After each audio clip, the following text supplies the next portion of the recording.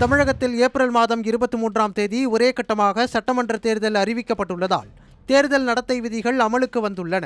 தமிழ்நாடு, கேரளா, அசாம், மேற்கு வங்கம் உள்ளிட்ட 4 மாநிலங்களுக்கும் புதுச்சேரி யூனியன் பிரதேசத்திற்கும் சட்டமன்ற தேர்தல் அறிவிக்கப்பட்டுள்ளது. இதற்கான தேர்தல் தேதிகளை இந்திய தலைமை தேர்தல் ஆணையர் ஞானேஷ்குமார் அறிவித்தார். அதன்படி தமிழகத்தில் சட்டமன்ற தேர்தல் ஒரே கட்டமாக ஏப்ரல் 23ஆம் தேதி நடைபெறவுள்ளது. அதன் பிறகு மே 4ஆம் தேதி ஓட்டு எண்ணிக்கை நடத்தி ரிசல்ட் அறிவிக்கப்பட உள்ளது.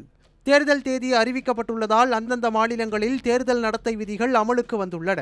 அதன்படி தமிழகத்திலும் சட்டமன்ற தேர்தல் நடத்தை விதிகள் அமலுக்கு வந்துள்ளன.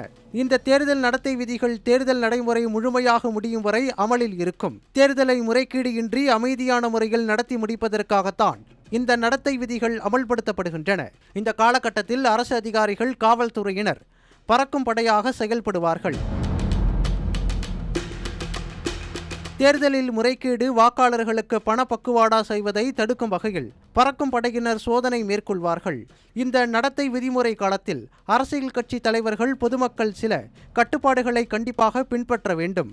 குறிப்பாக அதிக அளவில் பணம் எடுத்து செல்லக்கூடாது. அதன்படி 50,000 ரூபாய் வரை ஆவணங்கள் தேவையில்லை. மாறாக 50,000ற்கு மேல் பணம் கொண்டு சென்றால் கையில் உரிய ஆவணங்கள் இருக்க வேண்டும். இல்லாவிட்டால் அந்த பணம் பறிமுதல் செய்யப்பட்டுவிடும். இதனால் பொதுமக்கள் கையில் அதிக அளவு பணம் எடுத்து செல்வதை தவிர்க்க வேண்டும். அதேபோல 10 லட்சம் ரூபாய் மற்றும் அதற்கு மேல் பணம் பறிமுதல் செய்யப்பட்டால் உடனடியாக வருமான வரித்துறைக்கு தகவல் தெரிவிக்கப்படும். வருமான வரித்துறையினர் விசாரணையை தொடங்குவார்கள். அதேபோல தங்க நகைகள், வெள்ளி பொருட்கள், பரிசு பொருட்கள் எடுத்து செல்லும் போது அதற்கான உரிய ஆவணங்களையும் கையில் வைத்திருக்க வேண்டும். இல்லாவிட்டால் அந்த பொருட்கள் தேர்தல் பறக்கும் படையால் பறிமுதல் செய்யப்பட வாய்ப்புள்ளது.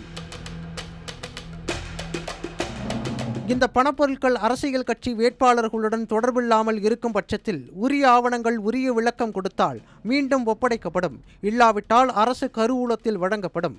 தேர்தல் அறிவிக்கப்பட்ட பிறகு அரசாங்கம் எந்த ஒரு புதிய திட்டங்களையும் அறிவிக்க முடியாது. தேர்தல் நேரத்தில் புதிய திட்டங்கள் அறிவிக்கப்பட்டால் அது வாக்காளர்களை பாதிக்கக்கூடும் என்பதால் இந்த தடை விதிக்கப்பட்டுள்ளது.